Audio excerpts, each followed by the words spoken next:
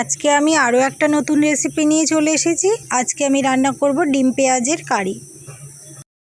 কে কে এই রেসিপিটা রান্না করে খেয়েছেন কমেন্ট করে অবশ্যই জানাবেন। চলুন তাহলে দেখে নেওয়া যাক কীভাবে রান্নাটা করি। আমি এখানে কিছু পেঁয়াজ নিয়ে নিয়েছি। এবার পেঁয়াজগুলোর আমি পেছনের দিকে শেকড়গুলো কেটে ফেলে দেব, আর এই দিকে মুখের দিকটা সামান্য একটু কাটবো, বেশি কাটবো না, একদম অল্প করে কাটবো। এই যে এইভাবে করে নিয়েছি, দেখুন এই দিকটা মুখটা একটু কেটে নিয়েছি, আর এদিকে শেকড়গুলো কেটে বাদ দিয়ে দিয়েছি। এবার আমি একটা চামচের ডাঁটি দিয়ে পেঁয়াজের ভেতরের অংশটা আস্তে আস্তে ঘুরিয়ে ঘুরিয়ে সব বের করে নিয়েছি। নিয়ে এই যে এইভাবে আমি পেঁয়াজগুলো পাশে রেখে দিয়েছি। এগুলো ফেলবো না, এগুলো আমার রান্নার কাজে লেগে যাবে। এবার একটি বাটিতে আমি দুটো ডিম গুলিয়ে নিয়েছি। ডিমটা একটু লবণ দিয়ে ফেটিয়ে নিচ্ছি। এবার চামচ দিয়ে আমি এই ডিমের গোলাটা সব পেঁয়াজের ভেতর অল্প অল্প করে দিয়ে দেব। কাজটা খুব সাবধানে করতে হবে। এই দেখুন দিয়ে দিয়েছি, আর পুরো ভর্তি করে দিইনি। পুরো ভরে দিলে কি হবে, ভাজার সময় ডিমটা একদম বেরিয়ে যাবে। একটি কড়াই এবার তেল গরম করে নিয়েছি। এবার একদম লো ফ্লেমে দিয়ে আমি কিছু পেঁয়াজ এর ভেতর দিয়ে দেব ভাজার জন্য। পেঁয়াজগুলো একদম আস্তে আস্তে ভাজতে হবে, কোনো গ্যাসে জোর দেওয়া যাবে না, আর একটু ঢেকে ঢেকে ভাজতে হবে। ঢেকে ঢেকে ভাজলে কী হবে, ভাজাটা সুন্দর হবে, পেঁয়াজগুলো নরম হয়ে আসবে। দেখুন কি সুন্দর ডিমগুলো ফুলে ফুলে বেরিয়ে গেছে, পেঁয়াজগুলো ভালো সেদ্ধ হয়ে গেছে, প্লাস ভাজাও হয়ে এসেছে। এবার আমি আস্তে আস্তে ডিমগুলো সব তুলে নিয়েছি, আর দিয়ে দিয়েছি পরের বাকি পেঁয়াজগুলো। ঢাকনা তুলে নিচ্ছি। দেখুন এই পেঁয়াজগুলো ভালো ভাজা হয়ে গেছে। এবার কড়াইয়ে সর্ষের তেল দিয়ে তেলটা গরম হয়ে গেলে আমি দিয়ে দিচ্ছি জিরে আর শুকনো লঙ্কা আর তেজপাতা, আর দিয়ে দিয়েছি কিছু গোটা গরম মশলা। ফোড়নটা ভালো ভাজা হয়ে গেলে আমি দিয়ে দেব কুচনো টমেটো। এবার টমেটোটা আমি ভালো করে নেড়েচেড়ে ভেজে নেব। টমেটোটা আমি খুব ভালো করে ভেজে নেব। টমেটোটা যখন খুব ভালো করে ভাজা হয়ে যাবে, তারপর আমি দিয়ে দেব সেই কুচনো পেঁয়াজ, যেগুলো আমি পেঁয়াজের ভেতর থেকে বের করেছিলাম, আর দিয়ে দিয়েছি সাথে কিছু রসুন। এবার এটাকে আমি খুব ভালো করে নেড়েচেড়ে ভেজে নেব, আর দিয়ে দিচ্ছি পরিমাণ মতো হলুদ আর পরিমাণ মতো লবণ। লবণ হলুদ দেওয়া হয়ে গেলে আমি আবার পেঁয়াজ রসুন টমেটো সব কিছু ভালো করে ভেজে নেব।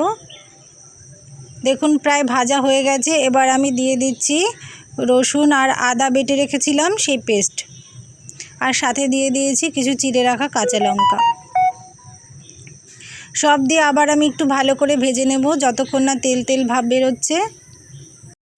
রান্না করার সময় মশলা যত বেশি ভাজা যায় ততই রান্নার টেস্ট বেড়ে যায়। এবার আমি দিয়ে দেব বেটে রাখা মশলা।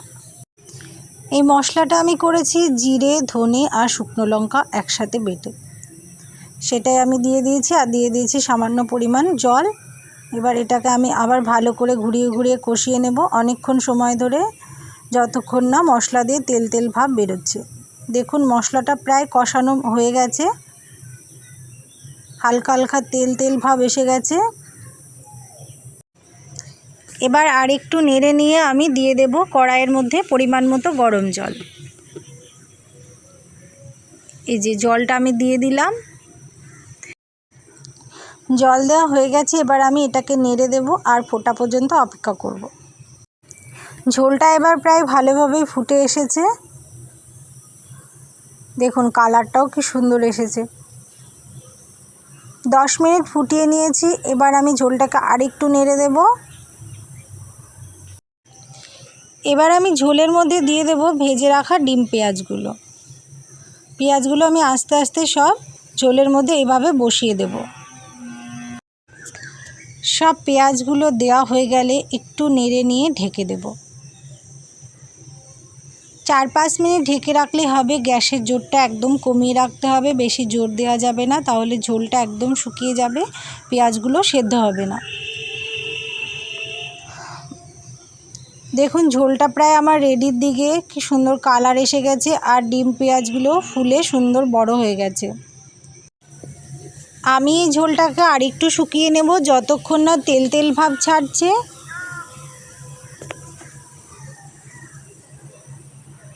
দেখুন আরও 5 মিনিট ফুটিয়ে নিয়েছি, কি সুন্দর তেল তেল ভাব এসে গেছে আর ঝোলটাও প্রায় গাঢ় হয়ে এসেছে আর ডিম পেঁয়াজগুলো আমার সেদ্ধ হয়ে গেছে।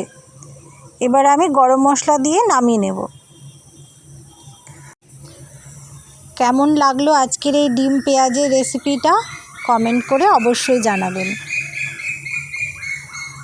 রেসিপিটা ভালো লেগে থাকলে প্লিজ একটা লাইক কমেন্ট শেয়ার করে দেবেন। এই ডিম পেঁয়াজের রেসিপিটা আপনারা একদিন বাড়িতে অবশ্যই ট্রাই করে দেখবেন, খেতে ভীষণই টেস্টি হয়। এই ডিম পেঁয়াজের রেসিপিটা কে কোথা থেকে দেখছেন কমেন্টে অবশ্যই মন্তব্য করবেন, যাতে আমি আপনাদের ধন্যবাদ জানাতে পারি। আর ভিডিওটা দেখা হয়ে গেলে ওপরে থাকা বেল আইকনটি প্রেস করে দেবেন, যাতে করে আমার পাঠানো যে কোনো পোস্টের নোটিফিকেশন সবার আগে আপনার কাছে পৌঁছে যাবে। রেসিপিটা এতক্ষণ ধৈর্য ধরে দেখে সাথে থাকার জন্য অসংখ্য ধন্যবাদ।